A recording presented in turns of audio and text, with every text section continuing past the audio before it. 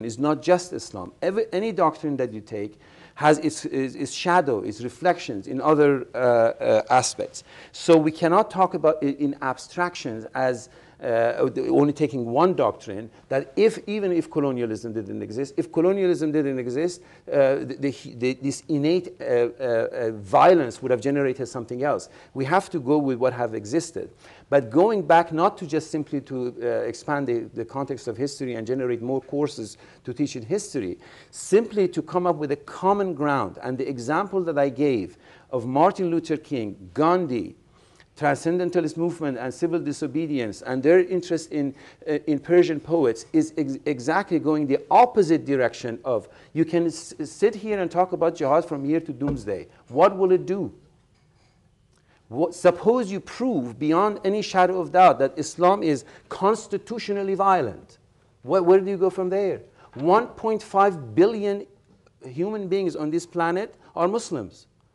And overwhelming majority of them live a peaceful, happy life. And they are entitled to their sense of dignity. And they have every reason in their history to have that claim to the place of dignity. And what does it mean in a remote room in a remote college in California to say, no, Islam is constitutionally violent? Nonsense. Islam is less important than Muslims. Muslims are in a position, the overwhelming majority of them, human beings, walking, breathing human beings. And they redefine their doctrines, they redefine their context, as Christians do, as Jews do, as anybody. Right now today in USA Today there was an article about atheists. Even atheists are now redefining what exactly is atheism. Reduction of, even Mr. Ibrahim keeps saying the overwhelming majority of Americans are Christian. Robert Bella, 3 decades ago, talked about civil religion, American religion, which is irreducible to Christianity or Judaism or any particular religion. It is a famous Durkheimian concept of the French sociologist. The religion is a collective consciousness of a particular community that happened. Islam, as Muslims, as members, as American Muslims, are now entitled and are active in having a share in redefinition of American public religion, of civil religion. And they will, and they are, every day. As General Powell recently said when he declared his support for President-elect Obama. So these abstract notions of concentrating on Salafiyya here and the jihad there and Muhammad, we really don't want to talk about the details of the Crusades and the pogroms, do we? No, right? So we can go and talk about the horrors of the Crusades or the massacres of Native Americans, but what will that do? Today, if you want to talk about Christianity, let's talk about Gustavo Gutierrez. You haven't seen anything about non-Muslims engaging in revolutionary acts in the name of religions. What about the liberation theology? Liberation theology is not Islamic, it's Christian. Cardinal Ratzinger, the present Pope, used to be in charge of the doctrine at the Vatican against liberation theology. Has nothing to do with Islam, right? So it is this single fixation with Islam is constitutionally violent and every other religion is God's gift to humanity, is nonsensical. Doctrinally wrong, historically wrong, and alienating 1.5 billion human beings, living, breathing human beings on planet Earth. Share the fragile environment. Pretty soon we can't breathe on this planet. And this country refuses to sign the Kyoto Agreement. This is the urgent issue. 300 million human beings, jobless, homeless, roaming around the globe. Nobody knows if they are Muslims, Christians, who cares? These are the issues. So this fixation with Islam is a pathological fixation, has some sort of a psychological issue at the root of it. And then historically, of course, jihad, going, conquering people and conquest and violence as horror. And in every religion you can find examples of it. Not only in Islam, in every religion. The key to it is to just zoom out of this particular context and see what faces us as human beings and the fragility of the planet Earth that we face. Muslims face it too. And recently, when Obama is elected, CNN goes find some idiot on the mountains of Afghanistan saying some nonsense about Obama and say, oh, this is the Muslim position. What is that? Why?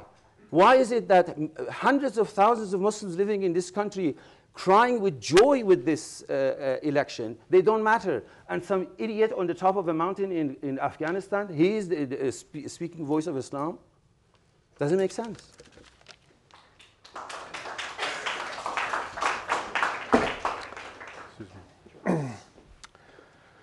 Okay, lots there to address.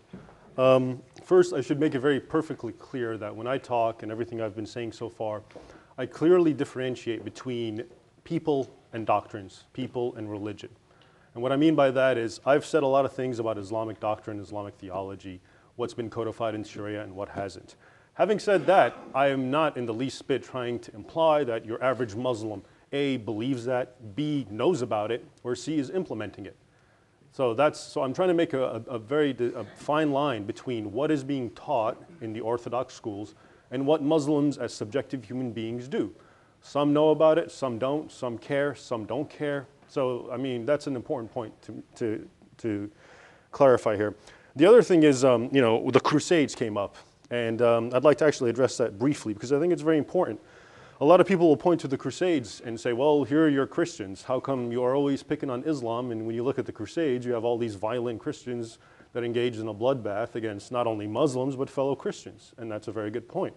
But do these Crusaders, were they able to go and grab the New Testament, I'll get to the Old Testament, and sit there quoting Jesus left and right, commanding them to do this the way your average jihadist every day is holding the Quran, quoting verses from it day in and day out?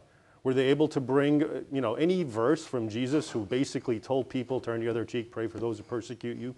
Now again, I'm not saying that these people were good. What I'm saying is these people did what they did for whatever reason they did, but they never had the scriptural backing that Muslims find in the Quran, that Muslims find in the Hadith. There's a lot of very, very militant, especially Hadiths of Muhammad saying essentially, I have been given the sword and commanded to fight mankind until they submit to me. Now, if you're a Muslim and you believe you're going to follow the Sunnah, and this is what the Prophet Muhammad says, that's going to be very different than being a Christian and wanting to be a militant, and the best you can come up with is Jesus telling you, turn the other cheek. So again, you can see here there's a separation between what humans, Christians or Muslims or anyone else do, whether it's good or bad, and B, what the religions teach, okay? And having said that, the point was also brought that there's this total irrational fear of Islam. Well, I have a simple question. Why? Why? Why aren't people terrified of Hinduism?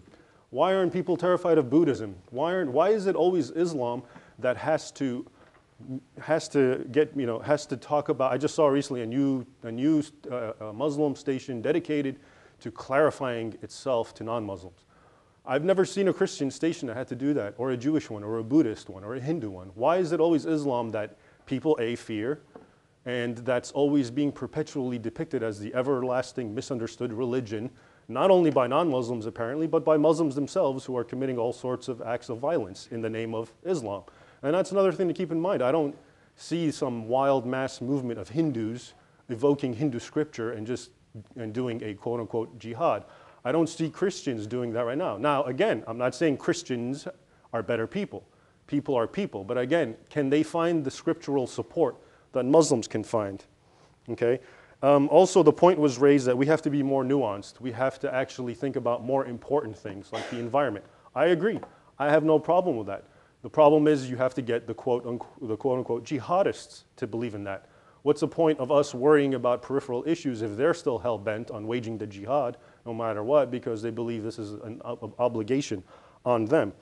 And also, the other point, which really I didn't stress but needs to be stressed again, is Islam, the standard view of Sunni Islam, which makes up 90% of the Islamic world, is that it's a political thing. Islam is politics. And what I mean by that, it's about what you do.